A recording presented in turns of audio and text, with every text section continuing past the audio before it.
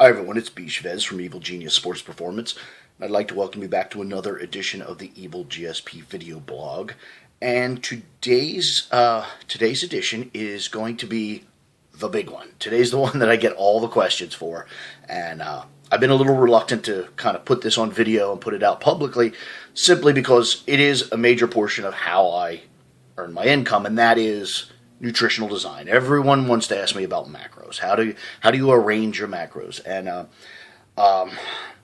kind of honestly, I find that the strangest question, because really, big picture wise, macro wise, it's really a simple answer. It's really simplistic. So today what I'm going to do is just run through the basic premise of how I do diet design, nutritional design. I'm not going to give away the ranch and go through the details, because there is an awful lot to the details, but the big picture is very simple. So basically, as anyone who's listening to this should pretty much understand, there's three major macronutrients: protein or nitrogen, carbohydrates, and fatty acids. Fat, protein, carbohydrates, and then of course the collective calorie, or more accurately really is kilocalories. So it's pretty simple. As everything that I do under the Evil Genius banner, I believe in a prescriptive method, a prescriptive modality. If you cannot pen it down on paper and say, this is how I determine things, I don't believe it's real. A lot of people have this, everybody's different, you have to find what works, and no, that doesn't work. That doesn't work when you go to your doctor. You go to your doctor with an infection, and he has a chart. It says, your age, race, weight, sex, and then you come down and it meets at a point. It says you need this much medication. It's prescribed. It's already predetermined based on 100 years of research, and that's the way I believe diet works. So basically, what I would do is I just give you a hypothetical 220-pound person, 100-kilogram person, probably a male at that body weight, but really isn't relevant. Sex doesn't come into the equations in terms of nutrition terribly much. So we've got a 220-pound person. Do everything in metric, because that's how the world and science operates. So it's a 100-kilogram person. Okay. With the prescriptive method, what I do, I'll start with protein, since it's an easy one. All the research, I've got volumes and volumes, textbooks, tons and tons of material.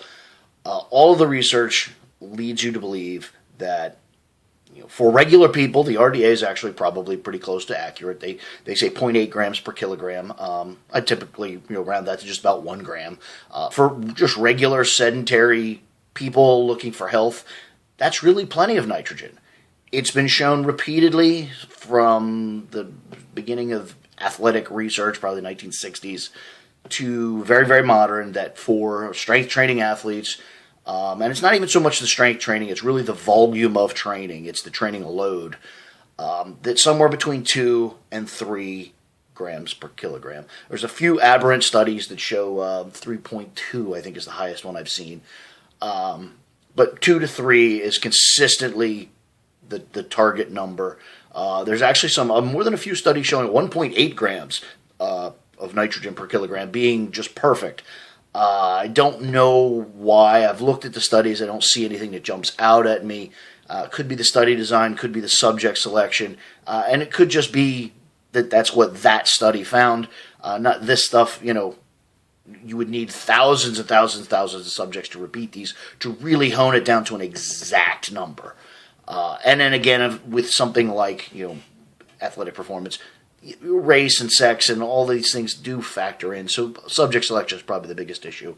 But for my research, I typically reference Dr. Marudi Pasquale's book, Amino Acids, very textbook-like tome, wonderful piece, or Lyle McDonald's protein book. And both of them, if you read them inside and out, top to bottom, they keep consistently coming back to that 2 to 3 gram per gram window. And I typically start people at 2 grams. It's a long-winded thing to get to that, 2 grams. So if you weigh 100 kilograms, 2 grams per kilogram, it's pretty simple. Talking about 200 grams of protein. That's it. It's simple. Now, I say it's simple. In my actual professional paradigm, I break that down, food types, timing. There's a lot to that other than just random 200 grams and flop. There you are. There's a little more to it than that in terms of actual practical application. But overview, very simple, 2 grams per kilogram. Same thing with fatty acids, prescriptive method. I've looked at research, and this is one that's a little harder because race does come into it. Different ethnic backgrounds seem to tolerate and even utilize and thrive and not thrive on fatty acids, saturated fat, that sort of thing. But the short answer is consistently there seems to be a benefit to a little more than the RDA suggests, and then a cap on that limit. And that typically happens somewhere in the 0.8 to 1 gram per kilogram range. It's just very clean, simple math to round that to 1 gram per kilogram. It's cake. So you've got 2 grams per kilogram of nitrogen, 1 gram per kilogram of fat. Interestingly, those both come out to the same calorie load, 4 calories per gram in the protein and 8 calories per gram in the fatty acids. So you get 800 calories twice, or 1,600 calories. That is bedrock. In my style of diet designed with a prescriptive method, that's it. You always eat that. I mean, unless you're preparing in the final weeks for a bodybuilding show or something. In any normal 52 weeks of the year kind of paradigm, that's it. You always eat that. Okay. Now, of course, there's carbohydrates, and really, I don't even consider it carbohydrates as much as I consider it the difference in energy, the energy difference. Okay. Again, a prescriptive method. I have found consistently through just dozens of years of doing this that, and of course, actual clinical research, although clinical research fails in powerlifting and strongman bodybuilding type sports because clinical body weights don't get as high as we have. We just have much more lean mass, so the dietary guidelines really fail us at that point. But it has consistently come to light that between 20 and 40 kilocalories per kilogram. I realize that's a very broad range, but it's a broad range for a reason. It's because conditions are different. Exactly how much muscle mass, exactly how active, a lot of things in the middle, exactly at what rate are you gaining muscle mass, that sort of thing. But 20 to 40 kilocalories per kilogram, I've never met anybody that couldn't tolerate 20 kilocalories. I mean, you're almost dead at that point. And I have met a rare few maniacs that can actually consume more than 40 kilocalories per kilogram, but it's usually been because of tricky means, medium chain triglycerides or some sort of quasi-ketogenic thing or something. To really consume a normal mixed diet at that kind of calorie load is really hard. So typically what I do is I shoot the middle dead on, 30 kilocalories per kilogram, with this imaginary subject. 220 pounds, 100 kilograms, that's pretty simple math. It's 3,000 calories. We've already determined that they're going to get 1,600 baseline all the time because that's how much nitrogen and fatty acids they need. So 1,600 from 3,000 leaves you with 1,400 calories. That's your energy, carbohydrates. Also, and I'm not going to go into the detail here, but it could also be medium chain triglycerides and some other clever exotic fatty acids and that sort of thing. But for the sake of argument, basically, and as a caveat, when I do interject those, I actually don't, as a lot of diet people do, they consider them fatty acids and they show these really high fat levels or something. I actually consider them as just an additional macronutrient. I'll actually pencil in X amount of carbohydrates, X amount of fat, X amount of protein, and then X amount of MCTs or whatever. I literally treat them as a fourth category. I think it's cleaner and I think it better represents what's going on, so when you review that data later. But back to the point, 3,000 calories, 1,600 for fat and protein, leaves you with 1,400 kilocalories. Divide that by 4 calories per gram, 350 grams of carbohydrates. There it is. There's your diet. 350 grams of carbohydrates, 200 grams of protein, 100 grams of fat. That's the baseline. Now everybody's different. We're all snowflakes. Kind of comes into play because we all have different conditions. We all have different starting points. We have different caveats and that sort of thing. So we would start with this diet. We would track it. And depending on nuances, we might raise or lower the carbohydrate content. It's even possible that we could fiddle with the protein or fat based on food tolerances, ethnicity. Some people just simply the foods that they're exposed to happen to be more of this or more of that. We can deal with that, but that's your fundamental baseline structure. If you follow that, you're not far off. It's just a matter of tweaking. It's not a matter of radical redesign. That's always the case. And it's so perfectly always the case. Even in a paradigm where you're eating this 3,000 calorie diet, maybe you figure out, or as your body cleans up and runs better, you find out it's 3,200 calories or it's 2,800 calories. Usually actually the higher. I find that once people get on a program like this and really follow a prescriptive method, something happens under the hood.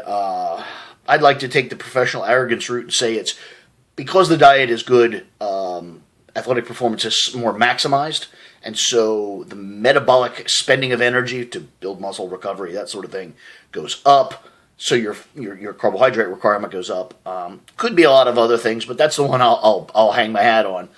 And so I typically find people maybe need a little more energy as the diet progresses. But regardless of the case, and even in a scenario where you have to make weight for a class or even prepare for a bodybuilding contest, you never want less nitrogen because you don't want to tell your body to be smaller. Fatty acids probably could be trimmed at the very end, but in general, they're in there because that's how much your body needs to really be healthy and perform athletically. So again, they would stay. So the thing you lower is that energy reserve for the carbohydrate. So 350 grams, maybe goes to 300 grams, maybe goes to 275, and on and on and on, and all the way down to approaching potentially even a ketogenic state, but not necessarily. That would track to purely dependent on leanness, how far out from the event, that sort of thing. So it's really just a matter of modulating that additional energy.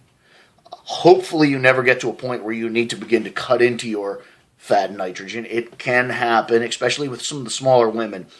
But typically with men, they carry enough muscle mass, and they carry enough metabolism, which really is your muscle mass, to just literally coast into an event. I've brought people in onto bodybuilding stages at 5% body fat, never getting below 100 grams of carbohydrates, ever, period. Perhaps some manipulation on final days, but I mean, the general target leanness has been achieved by that, simply by following a prescriptive method of fixing their protein, fixing their fatty acids, and then just modulating their carbohydrates and, supplements, drugs, that sort of thing, to bring them to a destination. So there you are, basic macro outline. I say basic, it's actually, that is the outline. There really is no more.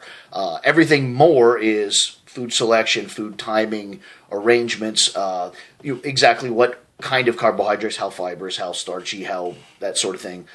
Fatty acids, you've got your saturated, unsaturated, polyunsaturated, that sort of thing, your manipulations of fish oils and all the different things you can do to arrive at a total amount of fat.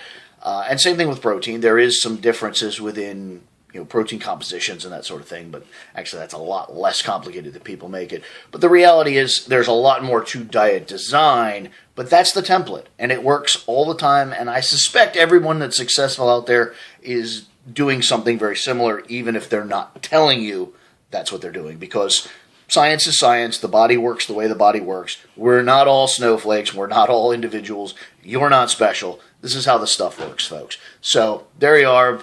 Big overview on Evil Genius Sports Performance macros, or more realistically, diet design. So until next time, B.Chavez, Evil Genius Sports Performance, stay strong.